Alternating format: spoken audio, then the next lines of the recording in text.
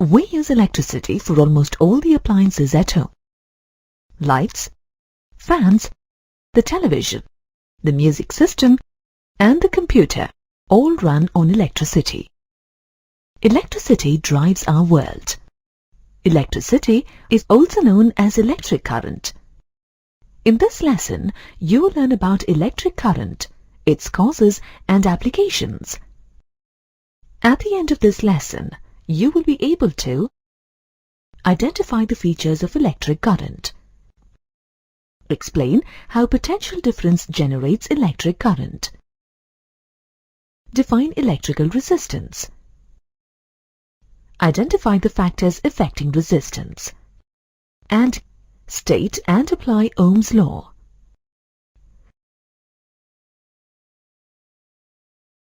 Before learning about the cause and applications of electric current, let us examine the features of electric current. Typically, in a conductor, free electrons move randomly. When these electrons are influenced to move uniformly in a specific direction, we get electricity or electric current. The direction of electric current is the same as the direction of flow of electrons.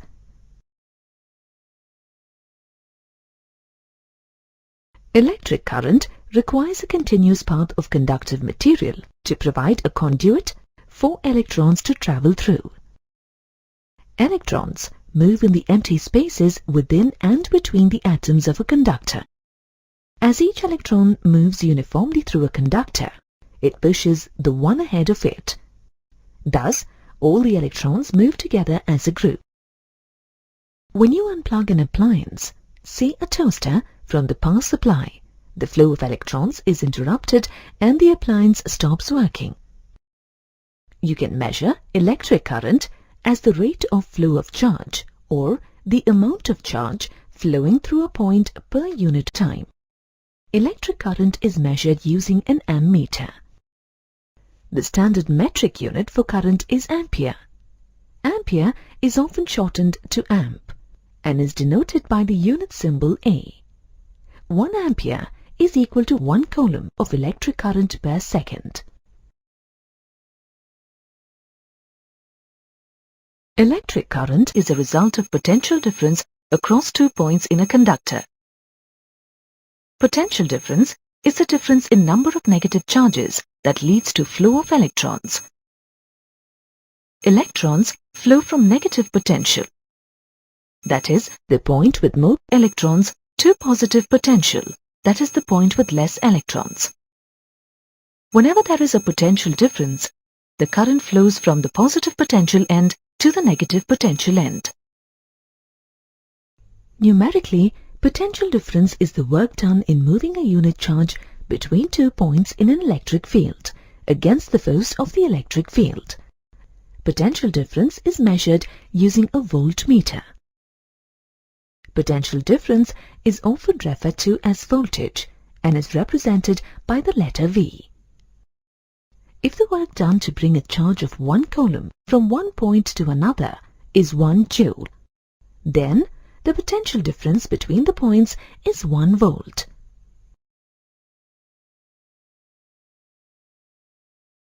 As against potential difference, potential is the work done in bringing a unit charge from infinity to a point. Thus, if the work done to bring a unit charge from infinity to a point is 1 joule, then the potential at that point is 1 volt. In the given example, potential difference between points A and B is the difference in the work done in moving a unit charge from point A to B. Conductors can be in solid as well as liquid states.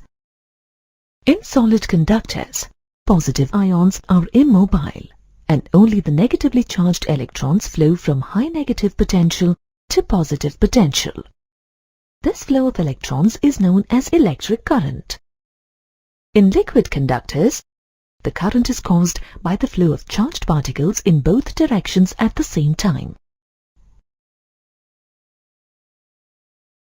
In addition to potential difference, electric current is impacted by another factor called electric resistance.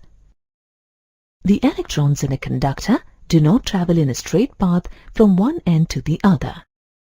While moving across the conductor, the electrons collide with fixed atoms within the conductor, encountering hindrance in their movement. This hindrance or opposition to the flow of electrons is called electric resistance. While the electric potential difference between two terminals encourages the movement of charge, resistance discourages it. Thus, the rate at which charge flows from terminal to terminal is the result of the combined effect of these two quantities. The standard metric unit of resistance is ohm, represented by the Greek letter omega. When 1 ampere current flows through a conductor across a potential difference of 1 volt, its resistance is 1 ohm.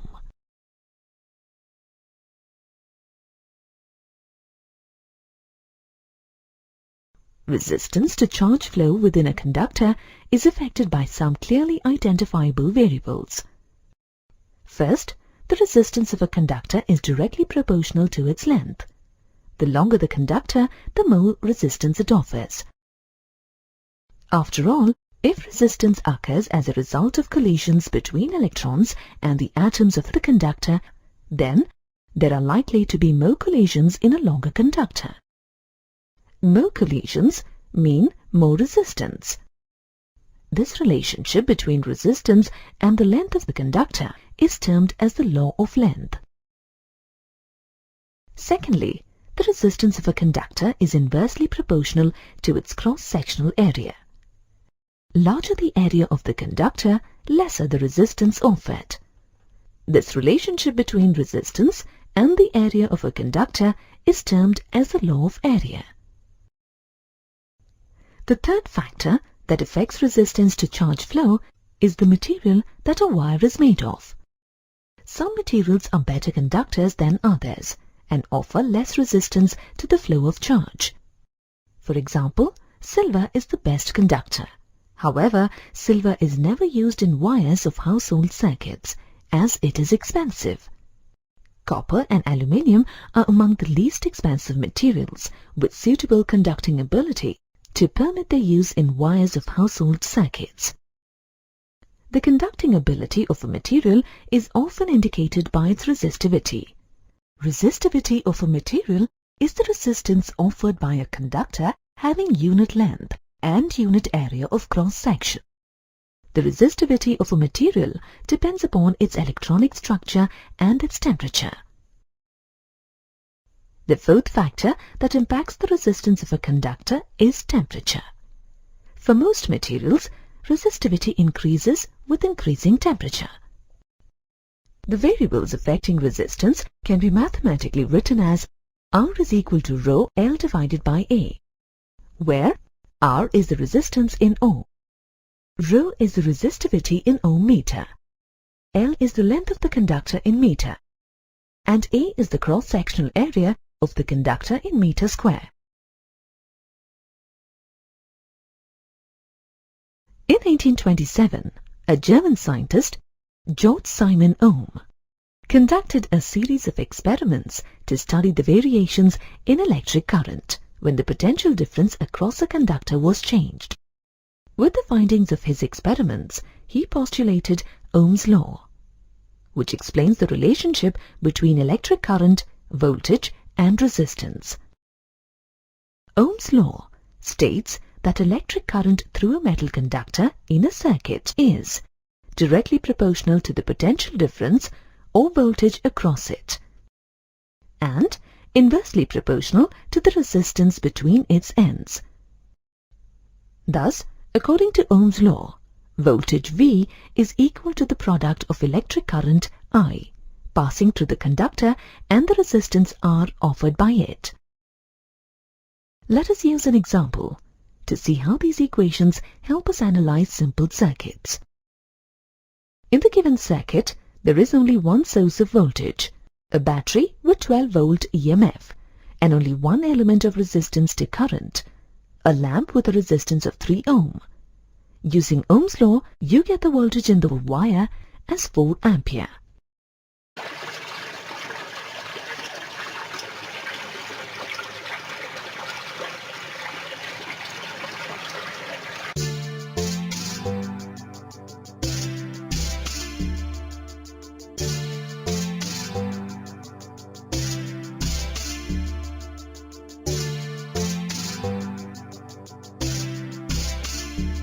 In this lesson, you will learn about the types of electric circuits and examine how a closed electric circuit works. At the end of this lesson, you will be able to illustrate the working of an electric circuit, identify the significance of circuit diagram, define the types of electric circuits, calculate the equivalent resistance in series circuits, and calculate the equivalent resistance in parallel circuits. The electric current in a circuit is due to potential difference between two terminals of the battery. To illustrate the concept of potential difference and the nature of an electric circuit, consider two metal plates positioned parallel to each other. Each of these plates carries an opposite charge, one positive and the other negative. This arrangement of charge plates creates an electric field in the region between the plates. This field is directed away from the positive plate and towards the negative plate. A negative charge from the negatively charged plate moves towards the positive plate. This occurs without the need of energy in the form of work. It occurs naturally and thus lowers the potential energy of the charge. In the given arrangement, the positive plate is at higher potential and the negative plate is at lower potential. Thus, there is a difference in electric potential between the two locations. Now let's connect these plates using a metal wire. On connecting these plates, the wire serves as a sort of pipe for the flow of charge. Gradually, negative charges move from the negative plate through the charge pipe to the positive plate. As a negative charge leaves the lower plate, the plate becomes less negatively charged. Similarly, as a negative charge reaches the positive plate, the plate becomes less positively charged. The amount of positive and negative charge on the two plates slowly diminishes. Eventually, the electric field between the plates becomes so small that there is no observable motion of charge between the two plates. The plates ultimately lose their charge and reach the same electric potential. In the absence of an electric potential difference, there will be no charge flow. This illustration demonstrates the working of an electric circuit. For a true circuit, charge must flow continuously through a complete loop, returning to its original position and cycling through again. The necessity for a complete loop in a circuit can be demonstrated through an example. If you take a battery pack, that is, a collection of cells, a light bulb and some connecting wires, and make a circuit, the bulb lights up. However, when you disconnect the wires, the bulb does not light up. The fact that the bulb lights up and remains lit when the wires are connected is evidence that charge is flowing through the bulb's filament and that an electric current has been established. A closed loop through which charge can continuously move is referred to as a closed circuit. If the loop is not complete, then charge stops flowing, and such a circuit is known as an open circuit.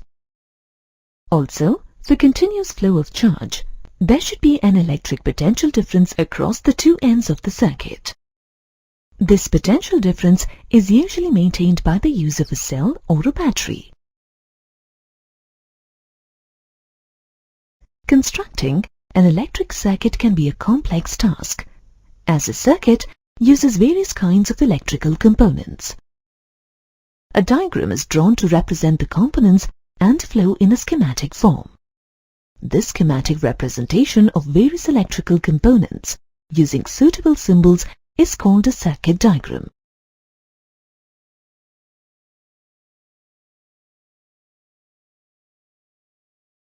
Circuits that consist of just one battery and one load resistance are very simple to analyze, but they are usually not found in practical applications. Most often, you find circuits with more than two components. you can connect the components in a circuit in two ways: in series and in parallel. Let us first examine a series circuit. In a series circuit, each device is connected such that there is only one pathway through which current can traverse the external circuit. Each charge traversing the loop of the external circuit passes through each resistor consecutively. In a parallel circuit, each resistor is placed in its own separate branch. The presence of branch lines provides multiple pathways for a current to traverse the external circuit.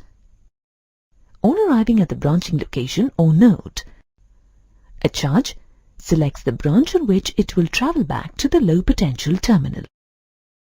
Thus, each charge passing through the loop of the external circuit passes through a single branch. Consider the series circuit shown in the figure. Since there is only one pathway through the circuit, every charge encounters the resistance of every device. Therefore, adding more devices results in a larger overall or net resistance. This increased resistance serves to reduce the rate at which charge flows. That is, it serves to reduce the electric current. The rate at which charge flows through the external circuit is the same all through. The amount of current varies inversely with the amount of overall resistance. There is a clear relationship between the resistance of the individual resistors and the overall resistance of the circuit. As far as the battery supplying the charge is concerned, the presence of three resistors R1, R2 and R3 in series is equivalent to having a single resistance equal to R1 plus R2 plus R3 in the circuit. The equivalent resistance of a circuit is the amount of resistance that a single resistor would need in order to equal the overall effect of the collection of resistors in the circuit. For series circuits, the mathematical formula for computing the equivalent resistance R equivalent is equal to R1 plus R2 plus R3. The current in a series circuit is equal at all points. Charge does not pile up and begin to accumulate at any given location. Therefore, the current at one location is never more than that at other locations. Similarly, charge is not used by resistors.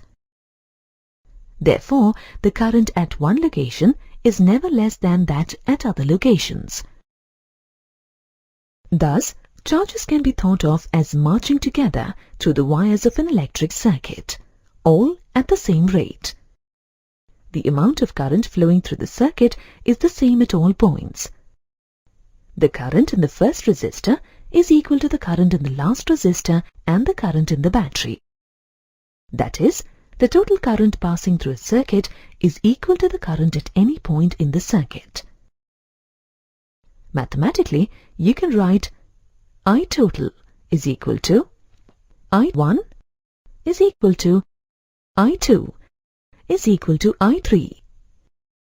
You can calculate the current if the battery voltage and the resistance of individual resistors are known. Using the individual resistor values and the equation above, you can compute the equivalent resistance.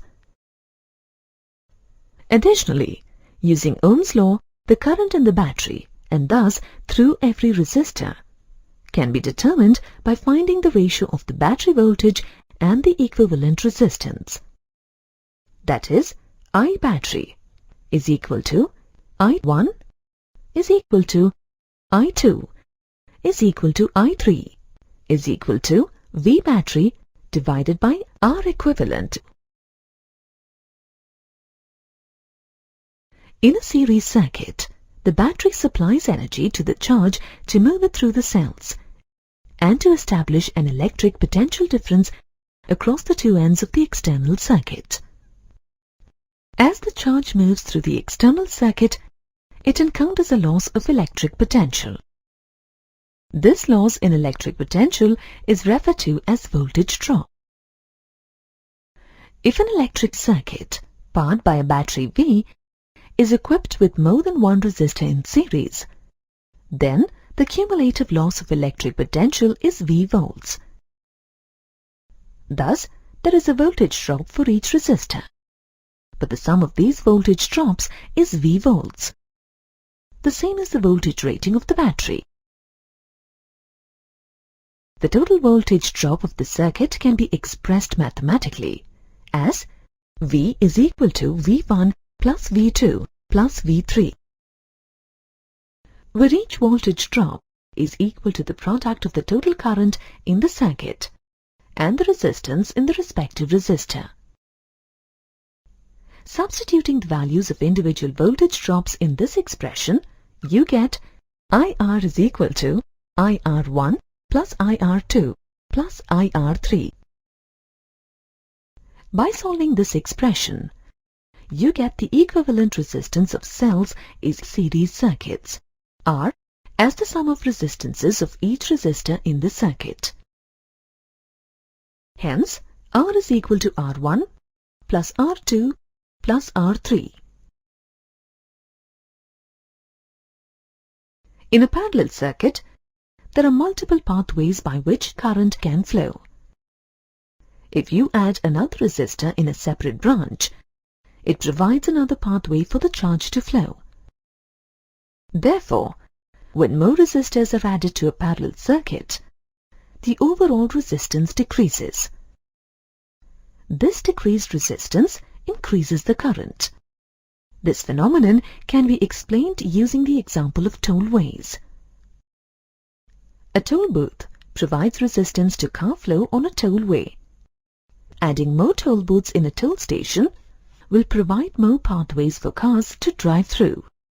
These additional toll booths will decrease the overall resistance to car flow and increase the rate at which they go through. Similarly, in a parallel circuit, charges divide up into separate branches. Based on the resistor in each branch, the current across branches can vary. Nonetheless, when taken as a whole, the total amount of current in all the branches is equal to the amount of current at locations outside the branches. Thus, the amount of current in the circuit is the same across all points outside the branches. However, it is split over multiple pathways. This principle can be represented as I total is equal to I1 plus I2 plus I3, where I total is the total amount of current outside the branches and in the battery, and I1, I2 and I3 represent the current in the individual branches in the circuit. In a parallel circuit, a charge does not pass through every resistor. Rather, it passes through a single resistor. Thus, the entire voltage drop across that resistor must match the battery voltage. It doesn't matter whether a charge passes through resistor 1, resistor 2 or resistor 3. The voltage drop across that resistor must equal the voltage of the battery. Put in equation form, this principle is expressed as V is equal to V1 is equal to V2 is equal to V3. Let the equivalent resistance be R. As you saw earlier in series circuits, you can calculate the amount of current flowing through each resistor as the ratio of the voltage drop across that resistor to the resistance of that resistor.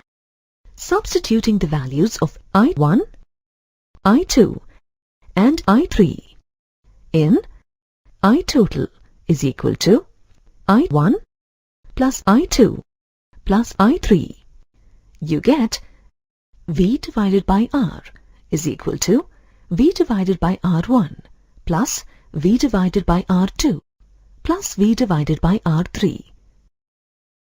This gives you 1 divided by R is equal to 1 divided by R1 plus 1 divided by R2 plus 1 divided by R3. Electric appliances convert electricity into heat energy, providing you energy in a form that you can use. In this lesson, you will learn how electrical energy transforms into heat energy. At the end of this lesson, you will be able to describe the heating effect of electricity, identify the cause of the heating effect of electricity, illustrate the working of an electric fuse, state and derive Joule's law.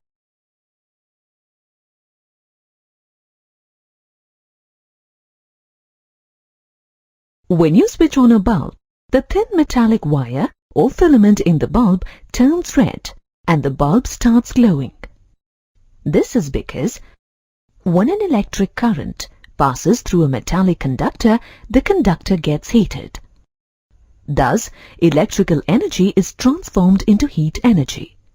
This is called the heating effect of electricity. Many appliances in our household utilize the heating effect of electricity. Some common examples are electric irons, room heaters, and storage water heaters. How does the electrical energy of current get converted into heat energy? Every conductor offers resistance to the flow of current. When a potential difference is applied across the ends of a conductor, the free electrons in the conductor start drifting from the low potential end to the high potential end. These electrons collide with the positive ions. That is, the atoms that have lost their electrons.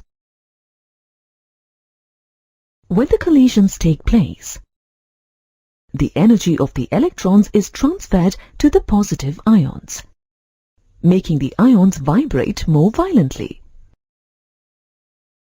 This creates resistance to the flow of electrons.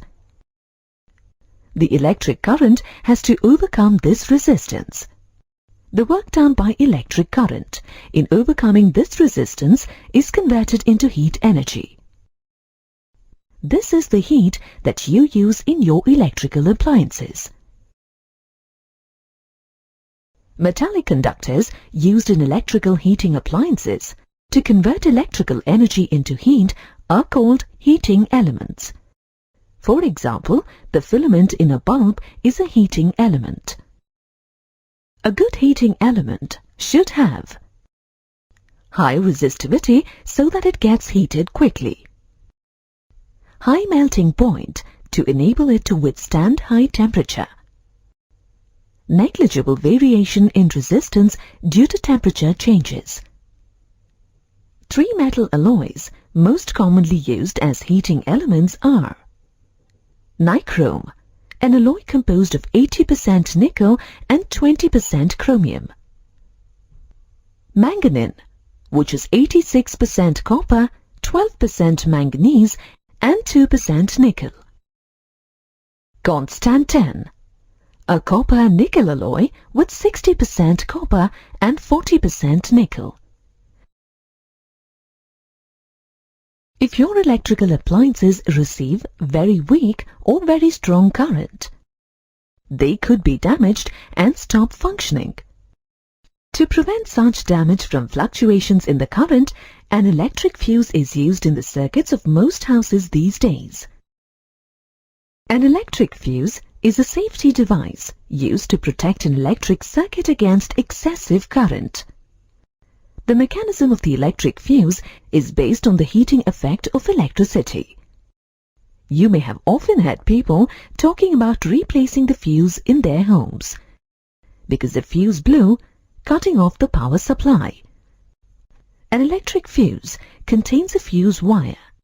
that is designed to withstand a particular amount of electricity flowing through it. When the electric supply fluctuates and the current becomes too strong for the wire, it melts and breaks the supply of electricity. Electric fuses are rated according to the current that they can withstand. For example, a fuse rated 5 ampere can withstand current flow to the maximum of 5 ampere. If the current flowing through that circuit exceeds 5 ampere, the fuse wire melts from the heat, cutting off the power supply through that circuit. We can monitor and control the heat generated by electric current by regulating the current supplied to an appliance. James Prescott Joule, a British physicist, expressed the relationship between the heat generated in a conductor and the amount of current flowing through it. This relationship is popularly known as Joule's law or Joule effect.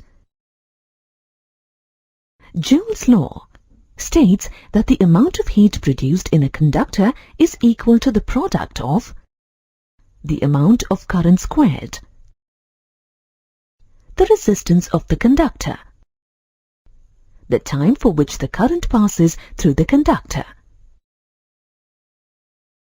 To derive Joule's law, let a potential difference of V volts drive a charge Q coulomb through a heating element, and W be the work done.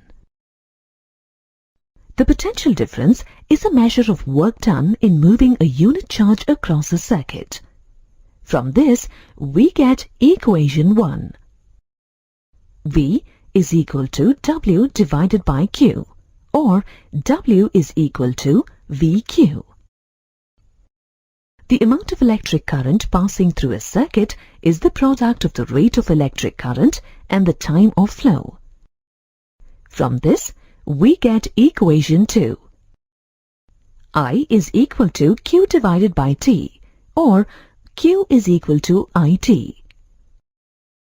Substituting the value of Q in equation 1, we get equation 3. W is equal to VIT. Now let's use Ohm's law. V is equal to IR. In expression 3, to get the formula for the total work done by electric current.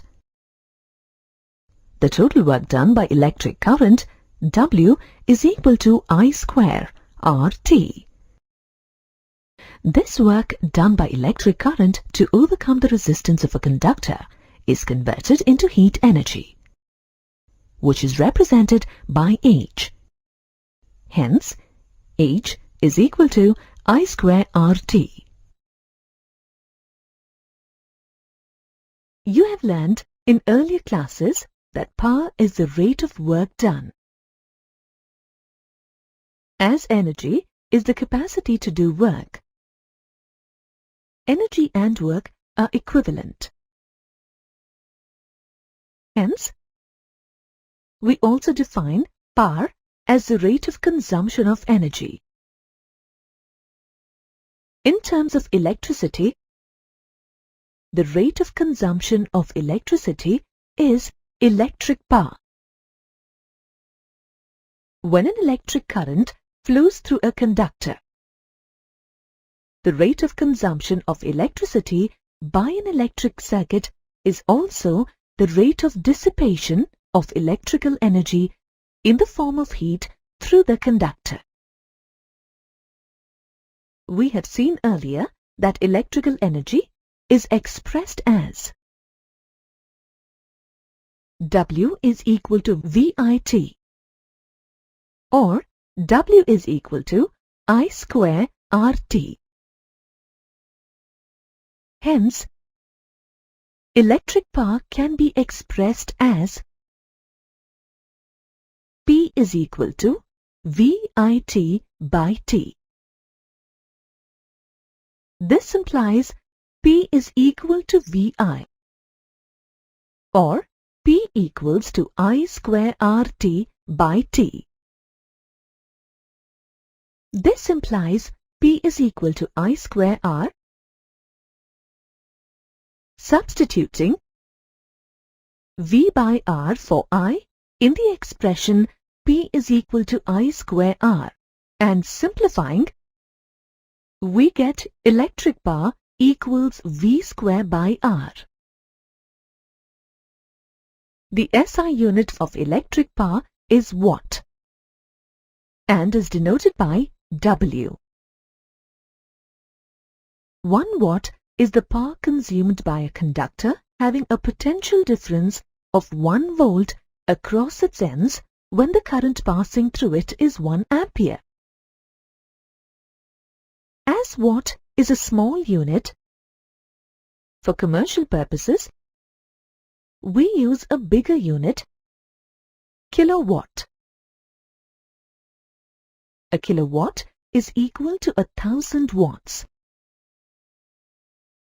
According to the definition of power, energy can be represented as the product of power and time. For commercial purposes, the unit of electric energy is kilowatt-hour, denoted by kWh. Simplifying the expression, 1 kilowatt-hour is equal to 3.6 into 10 power 6 watt-seconds. As 1 joule equals 1 watt-second. 1 kilowatt-hour equals 3.6 into 10 power 6 joule.